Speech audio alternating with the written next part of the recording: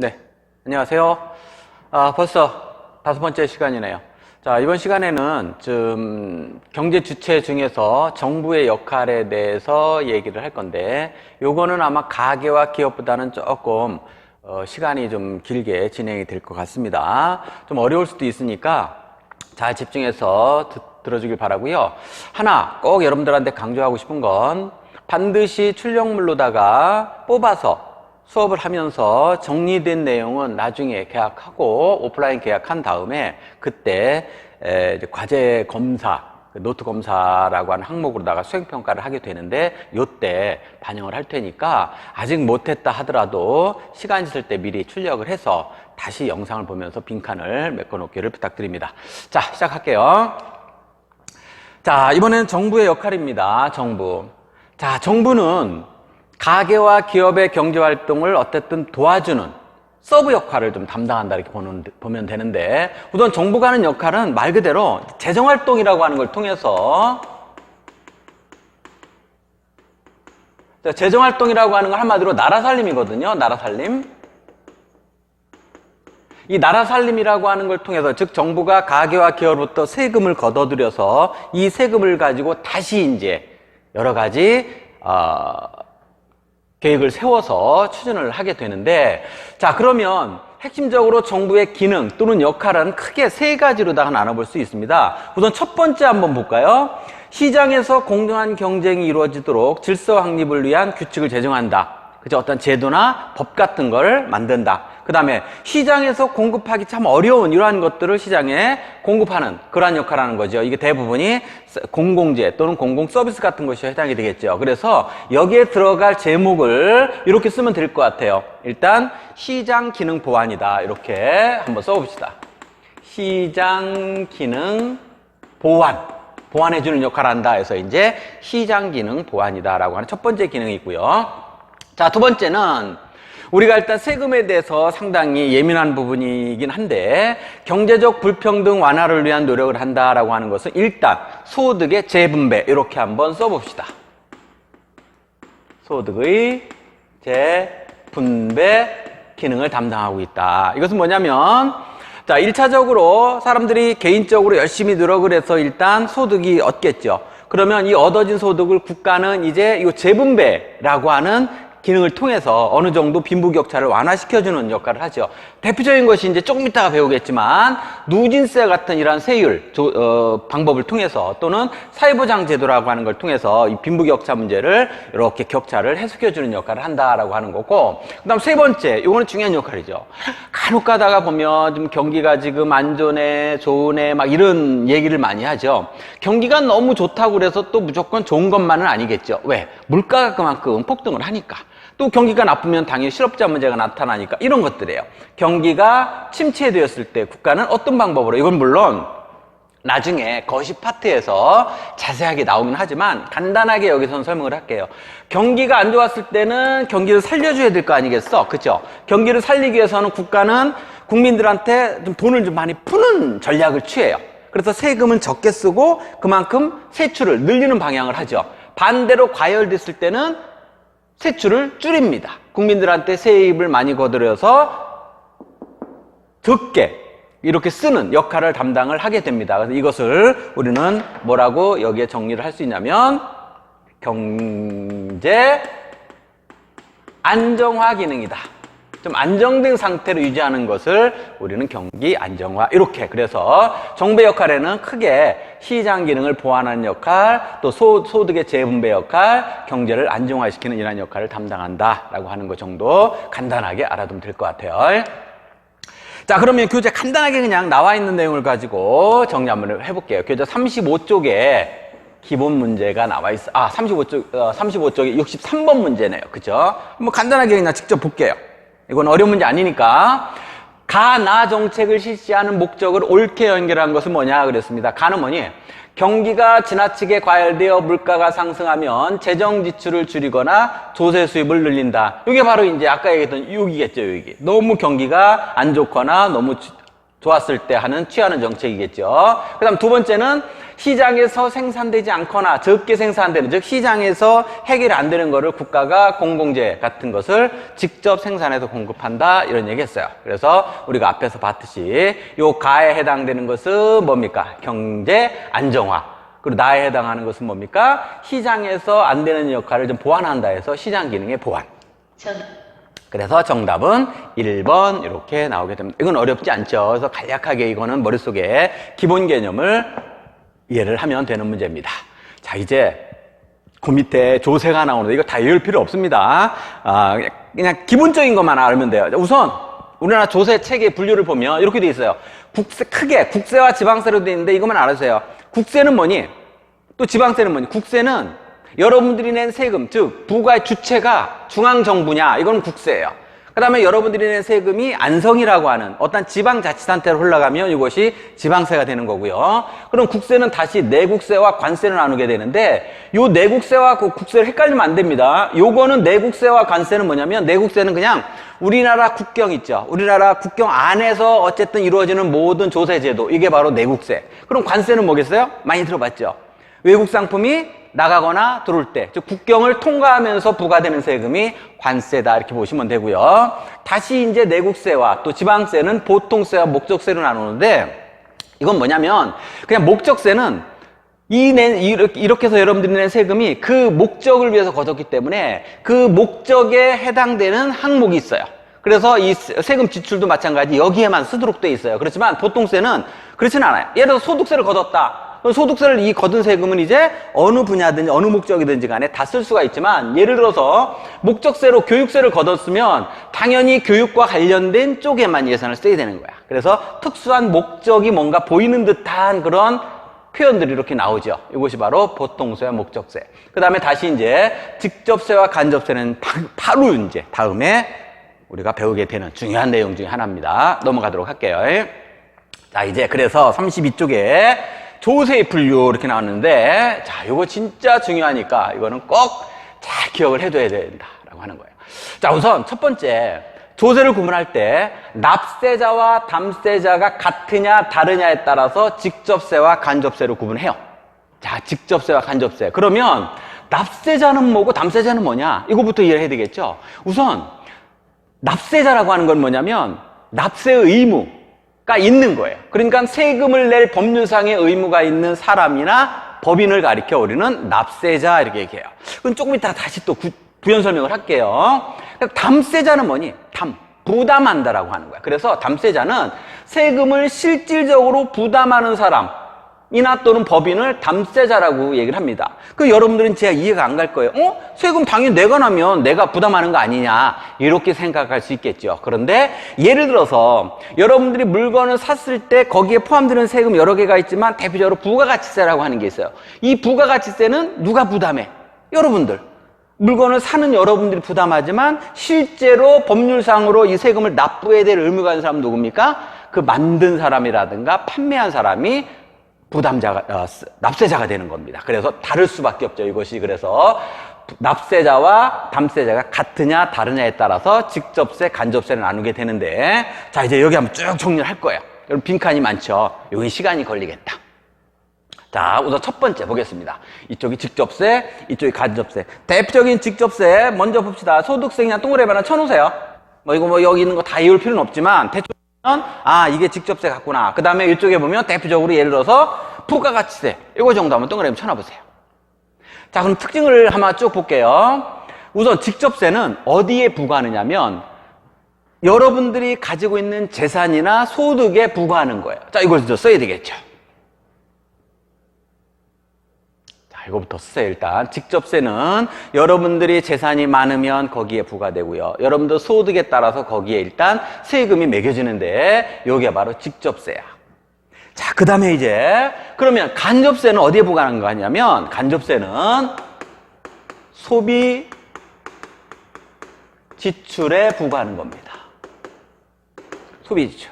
여러분들이 소비할 때마다 그 소비되는 상품에 거기에 세금이 붙여서 매겨지고 여러분들은 물건을 소비할 때마다 세금을 내주게 됩니다. 이게 바로 간접세입니다. 간접세. 그 다음 두 번째 특징 볼까요?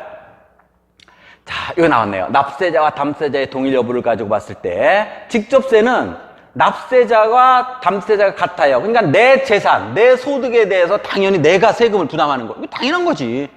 그렇죠? 내 재산에 대해서 야, 네가 세금 좀 내줄래? 이건 말이 안 되는 거예요. 그렇죠? 그러니까 같을 수밖에 없다. 자, 이거 한번 볼게요. 자, 요게 바로 이제 직접세 관련된, 요게 이제 간접세 관련된 사례를 보는데, 우선 이쪽부터 먼저 쓸까요? 오른쪽에. 그럼 간접세는 뭐냐? 당연히 다른 거겠죠? 납세자와 담세자가 다르다. 자, 다르다. 자, 여기 보세요. 자, 여기서 보면 어떤 사람의, 즉, 김각각이라는 사람의 급여 명세세, 소득입니다. 그럼 여기서 보면 소득세와 주민세라고 하는 요 세금이 있어요. 여기 바로 어쨌든 금액이 나와 있습니다. 요거는 누가 내는 거야? 당연히 이 김각각이라는 사람이 내는 거고, 또한 납세 의무는 누가 지는 거예요? 당연히 이 사람 이름으로다가 세금을 내는 거니까 같을 수밖에 없지만, 요거 보세요. 여러분들 대개 영수증을 보면 한번 꼼꼼히 한번 다음부터는 보세요. 유심히 보면 총 금액, 그러니까 여러분들이 지출한 금액에다가 이제 이렇게 나눠져 있어요. 부가세라고 하는 게 하나 있습니다. 요 부가세라고 하는 건 여러분도 요 물건값에 대한 10%에 대한 세금이거든요. 근데 이건 누가 내주는 거야? 여러분들이 물건을 소비할 때 내주고, 그러면 담세자는 이제 여러분들 물건을 사는 사람이고, 납세자는 누구예요? 간접세 납세자는 요 사람이겠죠. 요 김태준의 탕탕집이라는 이런 데서 이 세금을 납부를 하게 돼 있습니다. 이것이 간접세다. 자, 그 다음에 그럼 세 번째 특징을 한번 볼까요? 그래서 직접세는 조세의 전가가 이루어질 수가 없다. 전가란 얘기는 남한테 떠넘기는 거죠. 전가시킨다라고 하는 거, 책임을 남한테 떠넘기듯이. 그러니까 이 세금은 남한테 떠넘길 수가 없는 거지. 당연히 내 재산, 내 소득에 대해서 내가 내는 거니까 조세 전가가 안 되지만, 요거는요, 조세의 전가가 있는 거예요. 자, 이렇게 봅시다. 조세 전가가 있는 거예요. 그러니까 결국 요 사람이 실제로 납부는 하지만 딴 사람한테 전가시키는 거다. 이렇게 여러분들이 이해를 하시면 될 거예요. 그래서 조세의 전가가 이루어지는 것이 간접세다. 자, 이렇게 보시면 되고요. 자, 그 다음 네 번째 특징은요. 자, 이건 또 좀 이따 다시 이제 이건 배우는, 별도로다가 배우게 되는데, 이 직접세는요, 누진세율을 적용합니다. 자, 누진세. 일단 이건 써놓으세요. 설명은 요 다음 파트에서 할게요. 이에 반대로 간접세는 비례세율을 적용합니다. 자, 비례세율 적용한다. 자, 만약에 쓰는 것이 늦어지면 잠시 스톱했다가 작성을 하고 플레이를 해서 계속 이어갈 수 있도록 하세요. 누진세율, 비례세, 좀 이따 다시 설명을 하도록 합니다. 다섯 번째, 직접세는 어떤 효과가 있냐면 소득 재분배 효과가 크다. 그러니까 누진세율이 그렇거든요. 재산이 많은 사람들한테는 세금을 많이 걷고 적게 버는 사람들한테는 세금을 적게 걷는 거니까 당연히 빈부격차를 완화시켜주는 역할을 하죠. 그래서 소득 재분배가 효과가 있고 그만큼 능력에 따른 공평과세의 특성을 보인다. 이렇게 보시면 돼요. 이에 반해서 간접세는 저소득층에게 불리하다. 일단 이거 씁시다. 저소득층에 일단 불리한 역할을 해요. 가로 열고 여기다 하나 씁시다. 그러니까 누구나 재산이 수십억 원의 재산이 있는 사람이나 진짜 내 수중에 내 소득이 진짜 뭐 몇백만 원밖에 없는 사람이나 물건 하나 샀을 때 내는 세금은 똑같죠. 그러니까 상대적으로 가난한 사람들한테 저소득층에는 불리한 거기 때문에 이걸 그래서 뭐라고도 표현하냐면 조세 부담의 역진성이 있다 이런 표현을 써요. 자, 조세 부담 이것도 조금 이따 다시 이제 비례세, 누진세 할 때 다시 설명을 합니다. 조세를 부담하는 데서 뭔가 역진, 뭔가 뒤집어졌다, 그죠? 뭔가 거꾸로 이상하다 이렇게 여러분들 이해하시면 돼요. 일단은 그다음 이제 여섯 번째 특징을 한번 볼게요. 자, 조세 저항이 강하다. 이건 말 그대로 세금을 안 내려고 뻗팅기는 거, 저항하는 거, 이게 강해요. 이에 반해서 요 간접세는 당연히 조세 저항, 요게 약해요. 자, 예를 들어서 그럴 수밖에 없는 게 요즘에 대부분 탈세 문제가 많이 나오는데 이 탈세한다라고 하는 얘기 나왔을 때 이거는 결국 간접세에 대한 탈세보다는 거의 대부분은 이 직접세에 대한 탈세. 어떻게 하면 세금을 적게 낼까 안 낼까 요걸 가리 이제 불법적인 방법으로다가 세금을 회피하려고 하는 것이 바로 탈세라고 얘기하고 이것은 결국 조세를 안 내려고 이 조세 저항이 강하다 이렇게 이해하면 되고요. 이거는 예를 들어서 이게 말이 됩니까? 그죠? 소주병 하나에 출고가가 이건데 여기에 이제 원가가 이렇게 돼 있고 요게 다 세금이잖아요. 그렇죠? 요 세금이 여기에 다 포함이 돼 있기 때문에 이걸 어떻게 안 낼 방법이 없어요. 아, 세금이 얼마지? 나 저거 세금은 안 내고 물건값만 내야지. 이렇게 살 수가 없어요. 왜? 애초에 물건값에다 포함됐기 때문에 그런 거예요.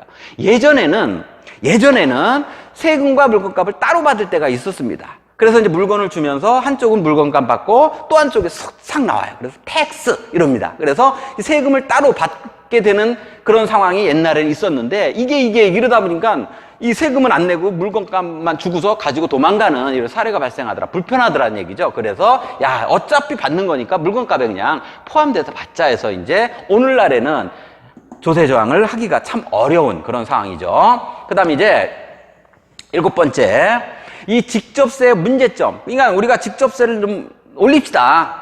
돈 많은 사람들 세금 많이 좀 떼어갑시다. 뭐 이런 얘기 일명 해요. 그러면 그거에 따른 부작용이 없지는 않아요. 물론 이거는 좋아지겠죠. 소득 재분배 효과는 더 커지겠지만 상대적으로 너무 많은 세금을 떼어가면 솔직히 열심히 고생해서 일할 맛이 사라지겠죠. 그죠? 난 뼈 빠지면서 밤새면서 고생해서 진짜 이렇게 많이 벌었는데 세금을 국가가 만약에 7, 80%를 떼어간다. 그럼 누가 이러려고 하겠습니까? 그죠? 그만큼 저축과 근로의욕이 좀 떨어진다. 이런 문제점이 있고. 이에 반해서 간접세는 무슨 문제가 있냐면 간접세 올리면요. 당연히 뭐가 비싸지겠니? 세금이 늘어난 만큼 가격이 올라가겠죠. 즉 물가 상승. 우려가 좀 생겨요. 그죠? 그래서 우리가 뭐 요 예를 들기는 좀 그렇긴 하지만 과거에 담배값이 2,500원인가 이렇게 있다가 갑자기 4,500원 올랐어요. 근데 이 원가가 올라서 오른 게 아니죠. 그만큼 국가에서 거기에 세금을 많이 붙였기 때문에 상대적으로 물가가 오른다. 이렇게 표현하면 되고요. 그 다음에 이제 8번째 보겠습니다. 자, 요거는 징수, 즉 세금을 걷어들이는데 절차가 조금 복잡해요. 그렇죠? 물론 직장인이라면 애초에 세금을 원래부터 떼어요. 그래서 우리가 원천징수라고 얘기해서 애초부터 세금을 떼고서 이제 나머지 월급을 받지만, 그래서 나머지 이제 개인 사업자라든가 이런 경우는 자기 자발적으로 이제 그 소득 신고를 하거든요. 이거에 따라서 이제 매기다 보니까 그 투명하게 참 카드 같은 걸 쓴 거는 투명하게 산정이 되지만 실제로 여러분들이 현금을 쓴 거는 이거를 누락되는 경우가 많습니다. 왜? 내가 신고를 안 한 것만이거든. 그래서 징수 절차가 복잡한 반면에 간접세는 상대적으로 간편하죠. 징수 절차 간편하다. 자, 이렇게 간단하게 정리하시고요. 자, 마지막 특징 중에 하나. 주로 직접세에 대한 비중이 많이 큰 곳은 주로 선진국. 이에 반해서 주로 후진국에서 비중이 높은 편이에요. 간접세는. 뭐 그럴 수밖에 없는 게 후진국가는 소득이 많은 사람이 많지는 않아요. 그렇죠? 그러니까 상대적으로 직접세에 대한 비중이 낮을 수밖에 없죠. 자, 그런데 특이한 거 보세요.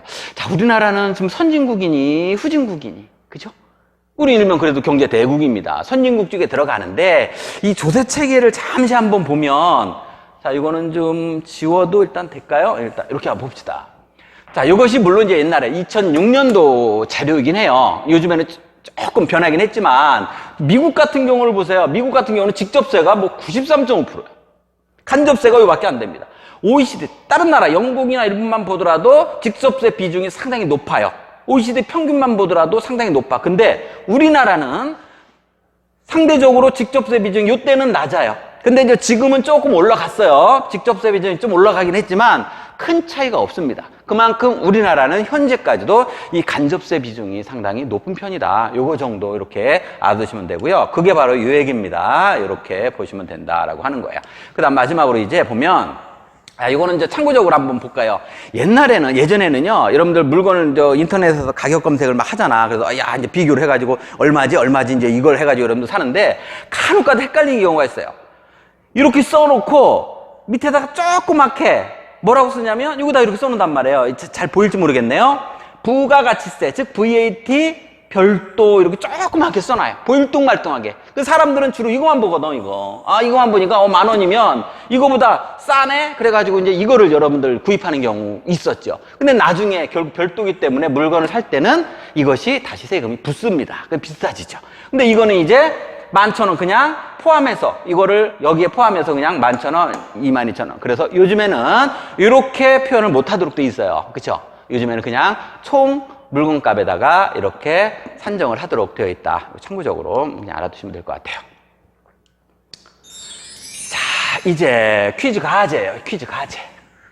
자, 여러분들 이제 온라인 퀴즈 과제 풀 때 요거를 알고 있어야지만 거기에 제대로 된 답을 적을 수가 있겠다라고 하는 거예요. 뭐 이걸 답은 가르쳐 줍니다. 근데 이 영상을 안 보고 그죠? 직접 그냥 과제만 제출하는 학생들이 있어요. 그쵸? 왜? 그 조회수를 보면 알거든. 그죠? 그래서 일단 요거를 보면 문제 그대로 나와 있고요. 답도 이제 여기에 제가 제시를 해줍니다. 조세제도 가하나에 대한 설명으로 오는 것은 그랬어요. 세금을 납부하는 사람과 부담하는 세금이 일치한다. 직접세. 그죠? 그럼 반대로 그러면 일치하지 않는다. 이걸 간접세. 이렇게 이해하시면 되겠죠.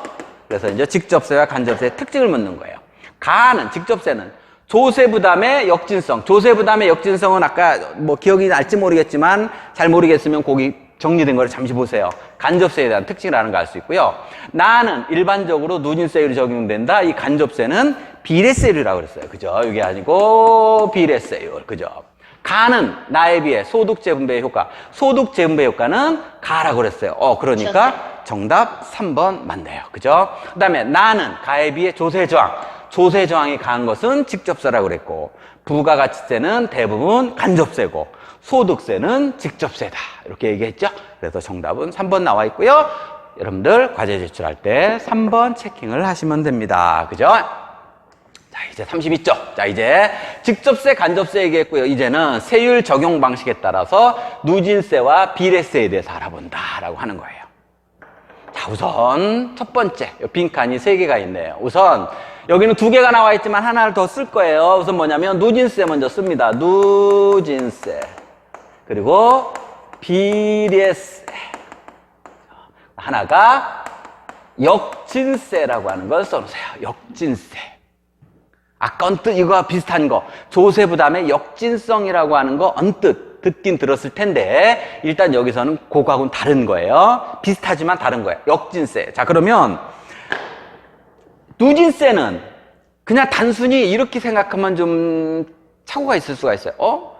부자는 돈 많은 사람은 세금 많이 내고 가난한 사람은 세금 적게 내고. 틀린 말은 아니에요. 근데 세금액 기준으로 하는 것이 아니라 세율을 기준으로 하는 거거든요. 그래서 과세 대상 금액이 높을수록 높은 세율이야. 요게 중요한 거예요. 세율. 그러니까 너는 재산이 많으니까 한 15% 내라. 너는 재산이 좀 별로 없으니까 넌 5%만 내라. 이거거든요. 세금액이 다른 것이 아니라 세율이. 그래서 이것이 바로 이제 세율이고 주로 직접세가 여기 해당이 된다 그랬죠. 주로 직접세. 이에 반대로 비례세는 비례적으로 똑같은 거예요.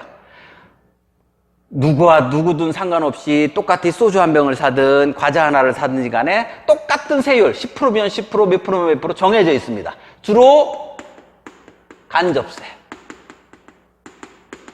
주로 간접세. 역진세는 누진세 정반대예요. 오히려 과세 대상 금액이 높을수록 세율이 낮아. 세율이 낮아요. 근데 현실적으로 이런 걸 적용한 나라가 있을까 없을까? 없어요. 현실엔 존재하지 않습니다. 자, 이렇게 돼 있어요. 현실은 존재하잖아요. 자, 그러면 자, 요거 그래프 간혹가다 그래프로다가 문제가 많이 나오는데 요거 유심히 잘 보셔야 됩니다. 자, 다 보실 때 다만 요거를 잘 보셔야 돼요. 요 세로 축이 세율이냐 세액이냐, 요걸 가지고 이제 잘 보셔야 됩니다. 세율로 봤을 때 이거로 보는 거예요. 이거로 봤을 때 비례세는 똑같다고 그랬죠. 과세 대상 금액과 상관없이 똑같다. 그렇다는 얘기는 이렇게 그어진다는 얘기예요. 요거 이렇게, 그죠? 요게 바로 뭐라고? 요게 비례세라고. 누진세는 갈수록 세율이 높아지겠죠? 그러니까 이렇게 올라가겠죠. 요게 바로 누진세. 누진세. 역진세는 지례세 반대니까 오히려 세금이 소득 과세 수준이 높을수록에 오히려 세율이 떨어지는 거니까 이렇게 그리면 돼. 요게 바로 이제 역진세야. 역진세. 자, 이해했죠? 그 다음에 이제 세액으로 보는 거예요, 이제는. 세율이 아니라. 근데 세금 내는 금액으로 봤을 때 어떠냐, 이거예요. 자, 그러면, 자, 비례세, 이것 때문에 헷갈리는 거거든요. 자, 이 세액으로 봤을 때 이렇게 그려지는 거 있어요. 요거. 똑같이 이렇게 대각선, 45도 대각선 그려지 놓고 과연 특징을 묻는 거거든요. 근데 다만 이걸 봐야 돼, 이거. 그러면 세액으로 봤을 때는 과세 대상이 늘어날수록 세액이 커져요. 그럼 이게 누진세니 비례세니? 세 금액 자체가 똑같이 올라가는 거죠. 그래서 이것이 바로 비례세예요. 조금 더 설명할게요. 표를 오른쪽에 무슨 표 같은 거 있어요. 이거 가지고 설명을 할게요. 그러면 누진세는 어떻게 되니? 누진세는 급격히 올라가겠죠. 세액으로 봤을 때는 이렇게 막 올라가요. 이렇게. 이게 누진세. 누진세. 역진세는 오히려 이제 증가폭이 완만해지겠죠. 이런 식으로 나타날 거라고. 이게 바로 이제 역진세다.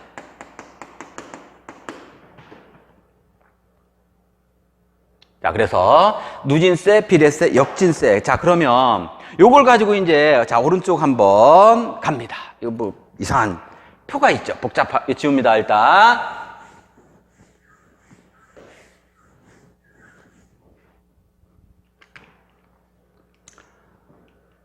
자, 보기 전에 이거 문제부터 나왔네요. 자, 볼게요. 34쪽에 56번 문제 빨리 한번 풀어봅시다.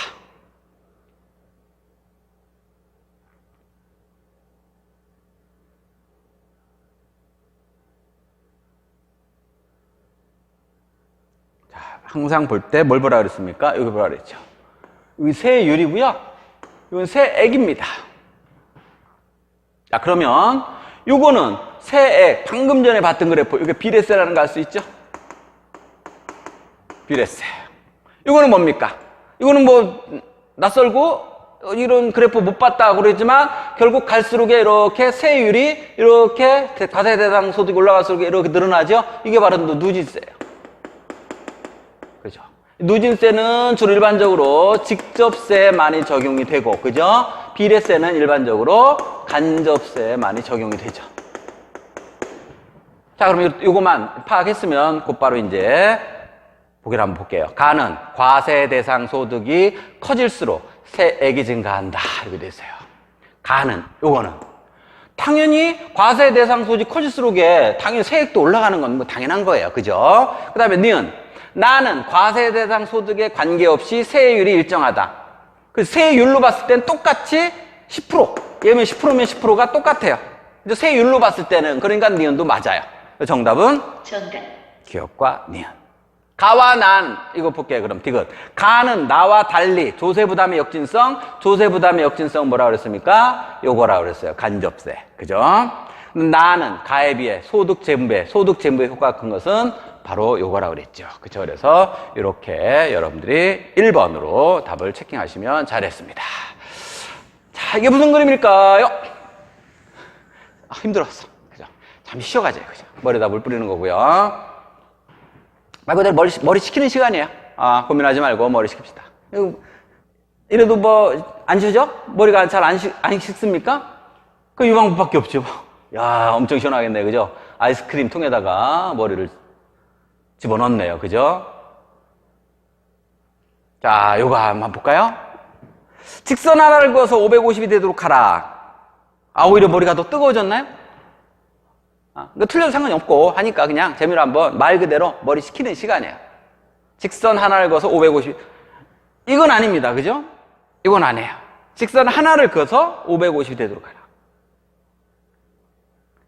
양심적으로 나중에 오프라인 수업 했을 때 만약에 이걸 맞췄다 그런 사람은 저한테 그때 개별적으로 진짜 양심껏 한번 얘기하세요. 스티커를 제가 주겠습니다.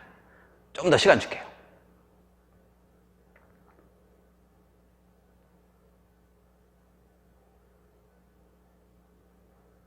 직선 하나 쫙 그어보세요. 그럼 여기 나오겠죠. 나왔습니까? 정답 공개하겠습니다. 여기서 직선 하나를 걷을 때 어떻게 그으면 됩니까? 여기다 그으면 되겠죠. 여기 어떻게 만들어요? 이렇게 만들면 되겠죠. 그죠? 직선 하나를 그어서 45를 만들면 545 더하기 5는 550이 된다. 이거는 그냥 간단하게 머리를 풀기 위해서 나온 거고. 자, 방금 전에 했던 얘기 이겁니다. 오른쪽에 표 그세요. 자, 이제 빈칸 막 써놓을 건데 보세요. 자, 비례세가 나와 있고요. 비례세는 자, 여러분들이 이제 소비하는 금액 100만원, 200만원, 300만원, 400만원을 소비한다 라고 했을 때 세율이 항상 똑같다고 그랬어요. 그죠? 얼마? 10%. 세율이 똑같다. 이게 비례세예요. 그럼 세금액으로 보면 얼마겠어요?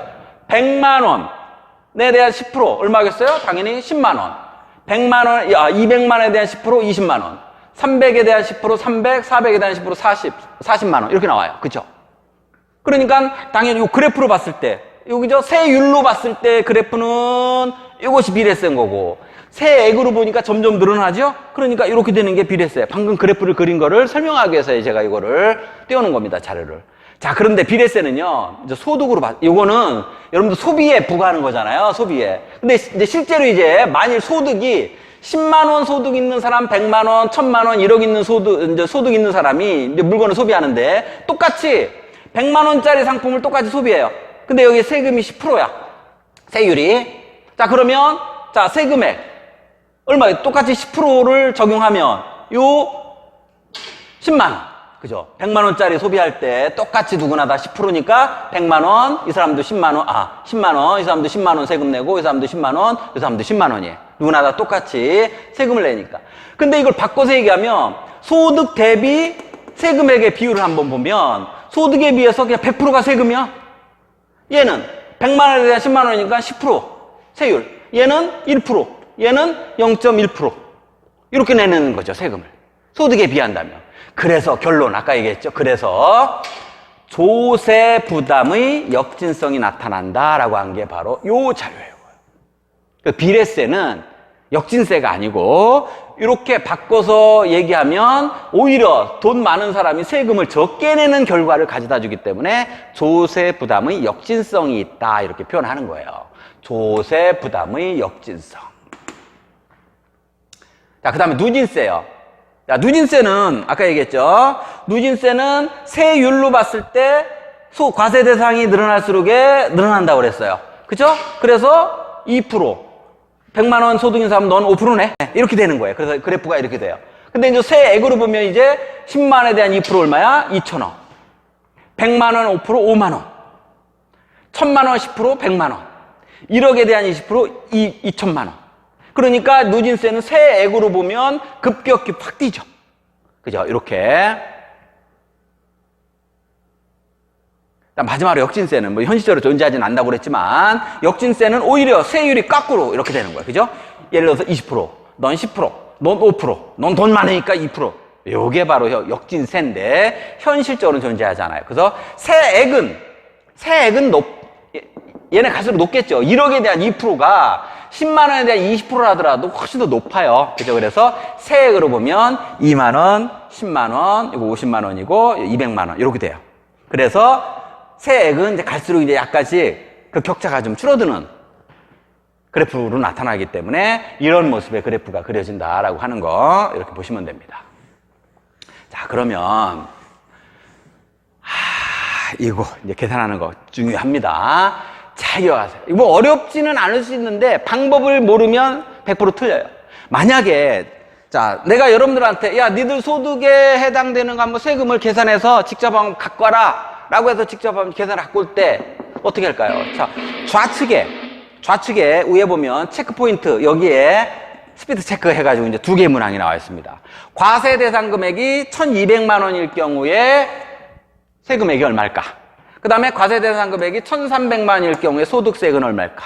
과세 표준은 나와 있어요. 이게 우리나라 2020년도부터 적용되는 우리나라 과세 표준이에요. 요거 표에 의해서 이제 세금이 계산이 된다라고 하는 거예요. 1,200만 원, 네, 몇 프로? 그럼 금액이 나오겠고요. 1,300만 원, 몇 프로? 이거 나오겠죠. 어렵지 않아요. 계산해보세요. 계산하셔야 됩니다. 이거 퍼센트 계산은 어떻게 해요? 계산기가 없는데? 에이, 그냥 이게 만약에 이게 1,200만 5%라면 1,200만 원 곱하기 5 하면 나올 거 아니겠어요? 그럼 여기다 0 2개를 날려버리면 되니까, 그죠? 그죠? 계산기 없어도 되겠죠. 자, 물어보겠습니다. 질문할게요.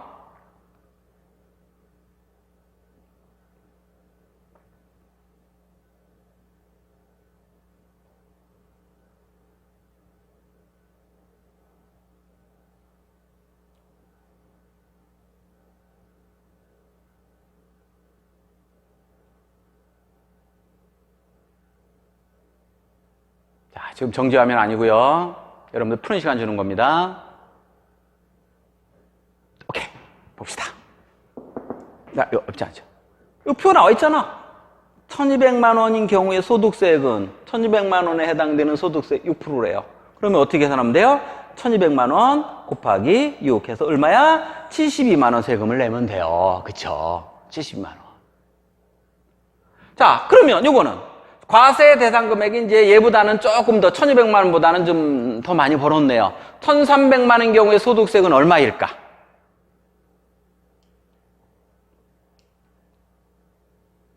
자, 1,300만 원 곱하기 1,300만 원은 여기 들어가죠. 자, 여기 들어가니까 이제 요거에 대한 15%에서 1,300만 원 곱하기 15% 190만 원. 너무 쉽다. 잘했네. 이렇게 하는 사람들 다시 한번 생각을 해보세요. 요게 아니라고. 예를 들어서 이렇게 계산한다면 얘하고 얘는 100만 원밖에 차이가 안 나요. 100만 원밖에 실제로 소득은 차이가 안 나는데 세금은 냅다 배보다 100급이 더 커. 이건 누가 이거 1,300만 원 벌려고 하겠습니까? 차라리 100만 원 안 버는 게 낫지. 그냥 1,200만 원 버는 게 훨씬 낫죠. 그래서 이렇게 계산하는 게 아니야. 구간을 나눠줬다는 얘기는 구간별로 공평하게 따로따로 해야 돼. 그러니까 얘가 1,200만 원까지 6%였으니까 6%를 적용했으면 얘도 1,200만 원까지는 6%를 적용해야 되는 거예요. 그죠? 그럼 결론을 이제 계산해서 이제 혹시 맞은 사람이 있을 수 있으니까 한번 결론부터 볼까요? 얼마 나올까요? 얘보다는 좀 많이 나오겠죠. 그렇지만 195 이건 아니에요. 정답은 87만 원이 정답입니다. 87만 원. 왜 87만 원이니? 일단 1,200만 원까지는 일단 6%, 얘도 똑같이 1,200만 원을 적용해요. 그렇죠? 당연히 그러니까 얼마예요? 72만 원 나왔겠죠. 여기에다가 이제 추가되는 금액, 여기에 해당되잖아, 얘는. 그러니까 4,600에서 1,200 초과니까 얼마가 더 초과되는 거야? 100만 원이 초과되는 거예요. 그러니까 초과되는 100만 원만큼만 15%. 그러니까 여기 1,200만 원 초과액인 100만 원이죠? 100만 원만큼만 15% 해당되면 요것을 두 개를 더하면 요거 되는 거예요. 그죠? 100만 원에 대한 15%. 15만 원이겠죠. 그래서 72만 원에다가 15만 원 더하면 80만 원. 이렇게 계산이 되는 겁니다. 아시겠죠? 이게 같은 방법이에요. 그러니까 구간별로 같은 구간에서는 세금이 똑같이 내야 되겠죠. 그죠? 이렇게 계산하는 거예요. 자, 그러면 이제 퀴즈 과제예요. 자, 역시 마찬가지 여러분들 퀴즈 과제 제출할 때 이 문제가 있습니다. 요거 보겠습니다. 자, 표는 똑같고요. 과세 대상 금액이 4,800만 원일 경우에 소득세액을 얼마인지 구하세요. 정답은 설명을 제가 해주는데 정답은 아마 요 위에 자막으로 나올 겁니다. 지금 나오나요? 안 나오나? 오케이, 나옵니다. 보세요. 자, 정답은 위에 거 확인하고 제가 요 표를 가지고 설명을 할게요. 자, 요거는 자, 아까도 똑같은 방법이에요. 4,800이라고 그랬어요. 4,800이면 어쨌든 요 사이에 있네, 요 사이. 그죠? 요 사이에 있는데 1200만 원까지는 6%니까 누구나 다 똑같이 72만 원 냈어요. 여기에다가 플러스, 그죠? 그 다음에 여기 넘어가니까 여기서 여기 금액만큼은 누구나 다 3,400만큼이죠? 요 사이가 3,400이니까 3,400만큼은 15% 510만 원 나와요. 여기에다가 이제 남은 돈이 얼마예요? 4,800이니까 200만 원어치, 그죠? 요 200만 원어치는 24% 적용해서 나오는 금액 있을 거예요. 요거 세 개를 더하면 돼요. 자, 위에 정답은 나와 있습니다. 이걸 보시고 답을 체킹하시면 됩니다. 오케이? 알았죠? 자, 요거는 이제 같은 방법으로 이제 금액이 점점 늘어나니까 계산 방법이 조금 더 복잡해지고 늘어난다라고 하는 것 뿐이지만 방법은 똑같습니다. 이제 9천만 원일 경우 소득세는 얼마인가? 이거는 계약 후에 우리가 복습하는 차원에서 다시 한번 그때 살펴보는 거로 하도록 하겠습니다. 자, 이제 요거 마지막으로 요 챕터를 볼게요. 자, 이거 언뜻 뭐 비슷한 그림을 본 것 같지는 않습니까? 바로 27쪽에 보면 기업 얘기할 때 요거를 봤어요. 가계와 기업의 뭔가 순환 과정. 교재 보면 있을 거예요. 똑같이 나와 있어요. 약간 이제 모양이 다른데 똑같은 내용이에요. 다만 여기에 뭐가 들어갔니? 정부라고 하는 경제주체 하나 더 들어갔어요. 이게 바로 국민경제야. 여기선 그래서 뭐라고 돼 있어요? 민간경제의 순환, 민간경 흐름이라고 돼 있고 정부가 들어가기 때문에 국민경제의 순환 이렇게 돼 있습니다. 자, 이제 그때 배운 거를 기억을 더듬어서 이제 빈칸 한번 써봅시다. 마찬가지예요. 자, 여기 당연히 이거를 이제 화살표 방향을 보면 이게 실물이야. 노동, 재화라든가 또는 토지라든가 이런 것도 다 생산 요소든 뭐든 간에 이제 실물의 흐름이고 반대가 바로 이제 돈, 화폐 흐름인데 자, 기업이 뭔가 공급하는 거야. 그럼 여기가 뭐겠어요? 재화, 서비스 이걸 생산하는 거지? 절대로 이러지 말라고 그랬죠? 이해를 하라고 그랬습니다. 이해. 왜냐하면 순서 막 바꿀 수 있다고 그랬어요. 그러면 기업이 만들어서 판매하면 여러분들이 이제 이걸 소비하는 거야. 그쵸? 재화, 서비스를 구입하는 거예요. 자, 구입합니다.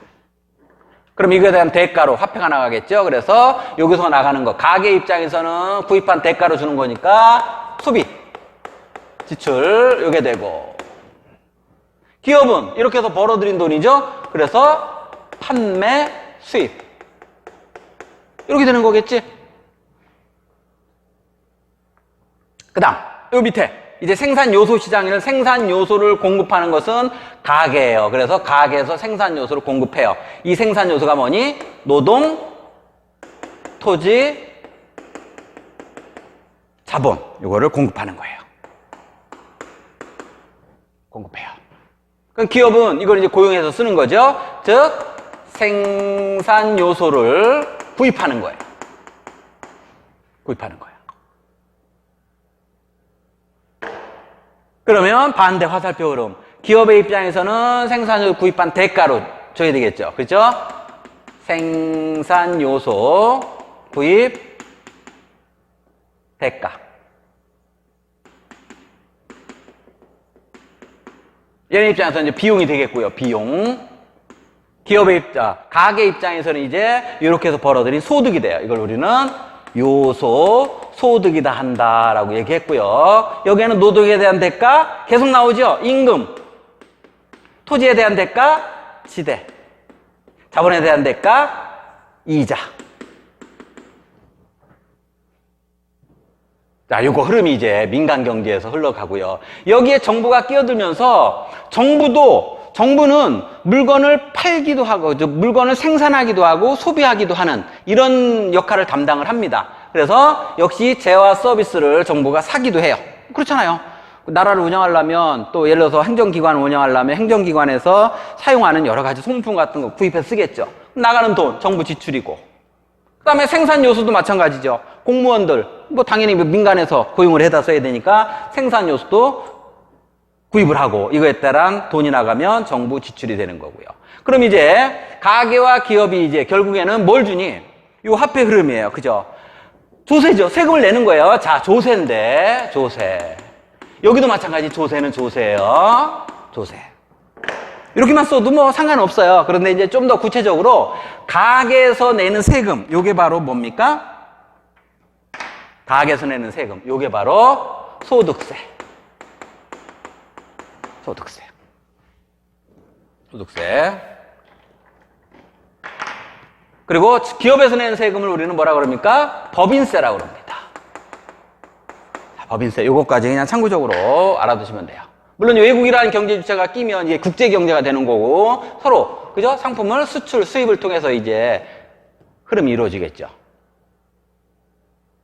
자, 그래서 이것도 역시 마찬가지 머릿속에 그 순환의 흐름을 꼭 기억을 해두기를 바랍니다.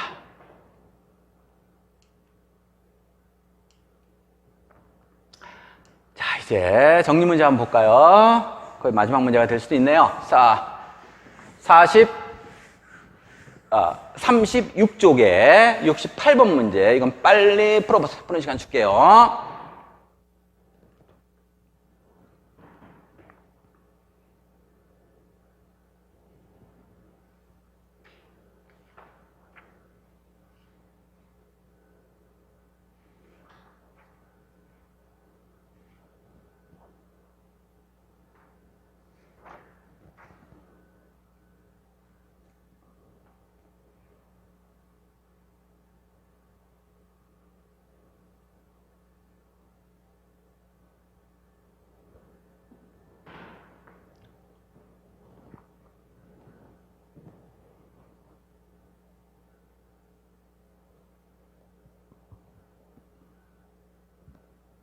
머리로 푸는 겁니다. 눈으로 푸는 게 아니고요.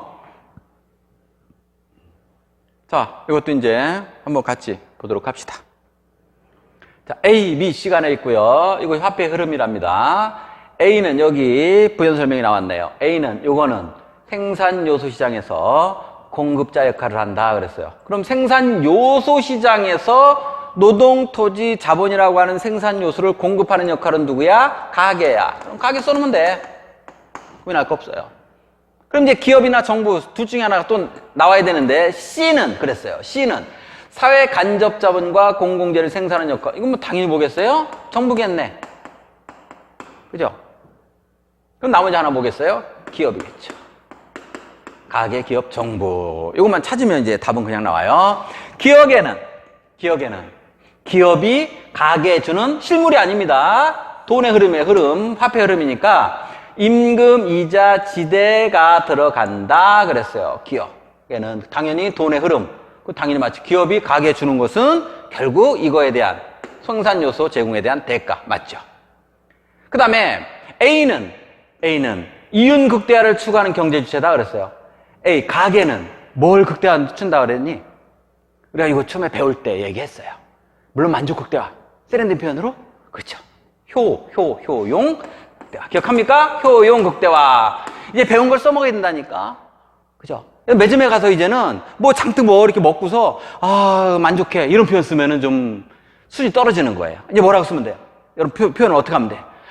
오늘 야 빵을 먹었더니 엄청나게 효용이 극대화됐어 라고 해보세요. 그리고 이 표현 모르는 애들은요 되게 똑똑해 보이고 익숙해 보이고 대단해 보입니다. 아마 속으로는 팍 쳐줄 거예요. 그죠? 효용이란 말 써요. 그 다음 생산물 시장에서 B는 생산물 시장입니다. B는 공급자, C는 수요자 또는 공급자 역할을 한다. 요 C는 수요자 또는 공급자 역할 맞네요. 그죠? 그 다음에 B는 조세를 걷고 아니죠. 조세를 걷는 것은 요 C 정부예요. 그러니까 일단 틀리네요. 정답은 2번. 그죠? 기업과 디귿이 정답이 된다라고 하는 거 정리를 하시면 되겠네요. 자, 이렇게 해서 일단 이거 정부 파트 마지막 파트를 정리를 했습니다. 내용이 좀 한 번 봐가지고는 또 이해하기 쉽지는 않아요. 그죠? 그러니까 잘 이해가 안 갔으면 한 번 더 반복해서 교재를 보면서 이해를 먼저 좀 해놓고 그 다음에 이제 좀 낯선 이런 것들은 좀 외울 건 외워야 되겠죠? 그죠? 그래서 이렇게 요 단원을 마무리하도록 하겠습니다. 자, 어쨌든 빨리 계약을 해서 여러분들 실제로 좀 얼굴 좀 보고 그죠? 대면하면서 같이 활동도 하고 게임도 하고 이렇게 좀 했으면 하는 소망인데 좀 아직까지는 지금 이 온라인 강의로 하는 거고 다만 대부분 많은 학생들이 듣긴 하지만 어떤 학생들은 과제 제출만 하는 경우가 있는데 과제도 분명히 동영상을 봐야지만 또 해결할 수 있는 거 있으니까 꼭 그렇게 착실하게 준비를 해주기를 바랍니다. 고생하셨어요. 수고하셨습니다.